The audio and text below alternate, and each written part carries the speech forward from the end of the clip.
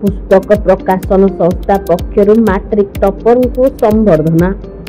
पारଳାଖେମୁଣ୍ଡି स्थित सरस्वती शिशु विद्या मंदिर रे एक सुनामधन्य पुस्तक प्रकाशन संस्था द्वारा गजपति जिले में चलित वर्ष मैट्रिक परीक्षा रे सर्वोच्च स्थान हासिल करिथिबा छात्र छात्री को संबर्धना करा जायतिला।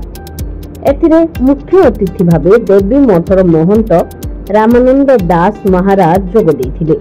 एथिरे जिल्ला रे मैट्रिक परीक्षा रे प्रथम स्थान हासिल करिथिबा छात्री सुश्री प्रज्योति चौधरी समेत तांको पिता नित्यानंद चौधरी व माता नमिता चौधरी को उपढौकन व प्रमाण पत्र दे मुख्य अतिथि द्वारा संबर्धित करा जायतिला।